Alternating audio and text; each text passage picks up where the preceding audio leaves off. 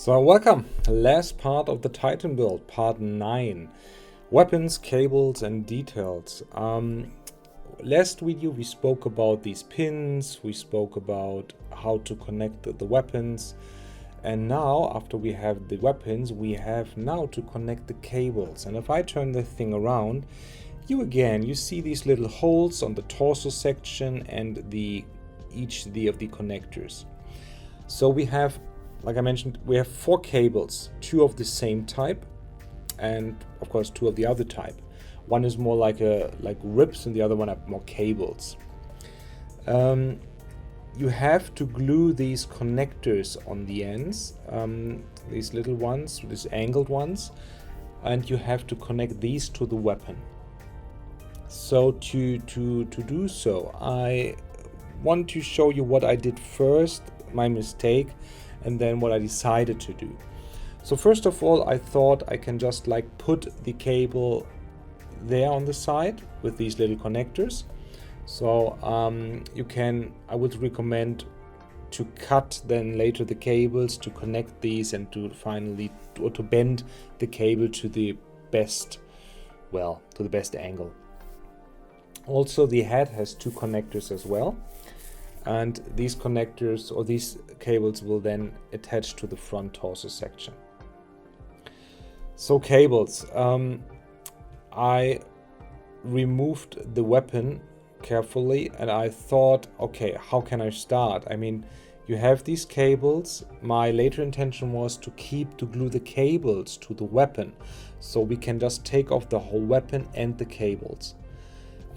This is just a workaround because many of the weapons have cable connectors, but you don't get these cables from Forge World for the other weapons. So one additional loadouts will come without cables.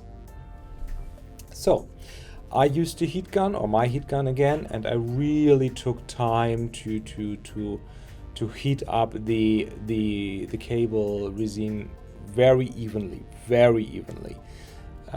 These are so fragile, and if they are not heated up correctly, they will not bend, they will just snap. And that happened to me even while I was trying to be very careful. So honestly, be as freaking careful you can be.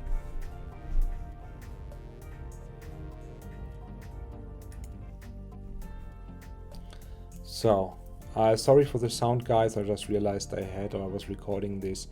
The sound's still active, so I hope you can hear me. So you see, it's getting quite wobbly, which is great. And really, this is the exact flexibility you need for the build. So my first attempt was, okay, I fit this into this hole, I try to bend that, and of course with the whole length it's quite easy to do so, but you do not have so much material. You need this for the other side as well and for the head, so you really have to go as short as possible. So I thought, okay, how can I measure that in a good manner? Because I thought, first of all, I can just estimate and cut, but as I had such few material available, I used some little wire, some thin brass wire I had, and I tried to mimic the length. So I have cut this not first, but I tried to bend it a little bit and to see, okay, how should the angle be, how much material do I need, and I tried to adapt that to my cable. So I have the length here, the rough length. I just cut a piece of the wire. You see here, I was just putting this in, checking the length, checking the diameter, and then I used that piece to check, okay, where can I cut the original piece, the cable, without wasting too much material. You have to calculate on the one side this connector pin, please do so, and then I just used my nipper to cut the resin. And that was okay, that worked. So you can see it's of course not bent, so I had to heat it up again, and I was just sticking the connector on top of it. You can glue these together with super glue, no need for stable positioning, and then you can move on. You have to calculate, of course, if you turn the Titan around like this, the weapon will not stay in the position you had first. So really try to fix your weapon in a way that it has the same position and angle before you do to glue and heat and form the cables. And that was honestly not a very pleasant thing. What you see here is really a condensed workflow of over an hour, just figuring out where and how, what's the best way to do so. So here, this is now quite hot cable. I try to fit this, I try to squeeze this in carefully, and really careful is the key word. And then you have this hot cable, and you try to put this into the hole. And my idea was, okay, I hold this together, I let it cool down like that, and then I move on to the next one. Honestly, I did it exactly like I just told you, but it's really a pain in the ass. You have to hold it down, you have to ensure you keep the right angle. I don't want it to bend the resin all over again. I've put this in because my thought was, okay, I can use the connector to create more stability for the positioning of the weapon. But then later I turned around and changed my opinion, so I glued the cables to the connectors of the weapons, but not to the torso, so I can remove the whole weapon with the cables to fit potentially other weapons. So I held that for a while. Yeah, and don't use any force. You will snap these fragile things very easily. So first one was okay.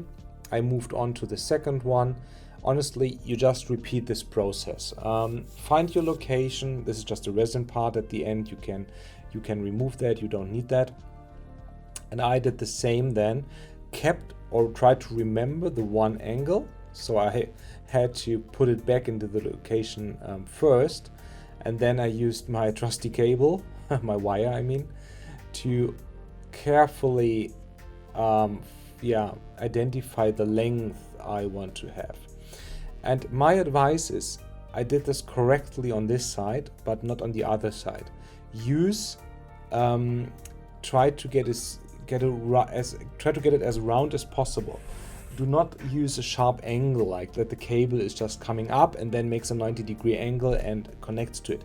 That won't work, okay? It will snap, believe me.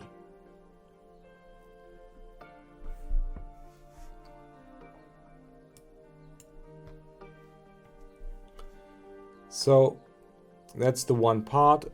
Quite easy on this side, and here this was difficult because the angle I had, the weapon was positioned very horizontally, so parallel to the ground, because I wanted to have this one really low and the other one a little bit more up, and it took me ages, 20 minutes fumbling, bending, snapping parts.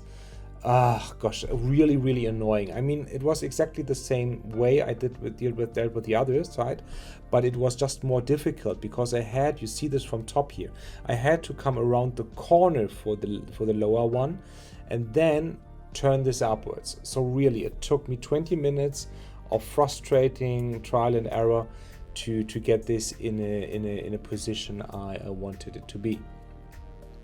The head in comparison is very easy, but but you have to find the position of your head as well. But as I had pinned this before, I could hold the head in the position, be really sure that it's in the final position, estimate the length, and just think about, don't get too straight with the cables. Makes no sense as the head is turning around for a little bit and you want to demonstrate the the flexibility of the length of the cable, so it will look more realistic when there is a slight the cable is hanging a little bit towards the ground. So don't be too sparse with the too conservative with the length of the cable. So you have, if you do this like I did, you have theoretically enough material available to use the same type of cable, so one cable type for both sides, or you use these different cables like you did on the weapons, what I did. So I wanted to have a little bit more variety, so cable and whatever the other one is, these more with little rips. I think if you're really good at it, you can, with green stuff, model such a cable yourself. But this is not my expertise, so I had to rely on the material at hand.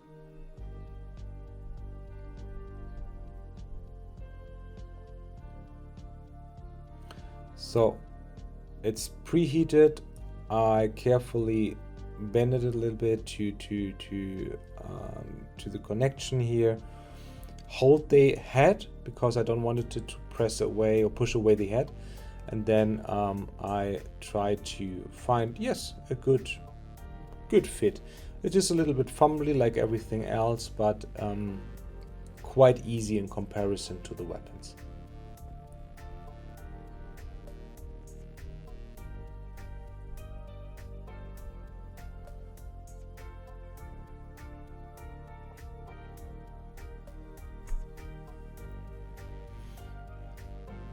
Here you simply have to hold it honestly to cool it down, or maybe you have a friend who can use an airbrush to blow cold air on it, or to, I mean, water won't work here, so it's just easier to do that. So I used my nippers here to cut a little bit the connection to the socket of the torso in an angle, so that it's fitting a little bit better. And I do not have to bend it again in a certain way. And I was quite happy with the result. Of course, it's not holding here because it's not glued. And when you have glued the head to the centerpiece, you can simply glue the cable then to the connectors. So that was pretty much the one side. I left it to cool a little bit. And moved in the same manner to the other style. Here this cable is a little bit longer, so I wanted to have it also a little bit longer, but too short not to burn my fingers, so I used my nippers to hold, not the nippers, I think the kind of tweezers to hold the cable over the muzzle of the heat gun to avoid burning my fingers.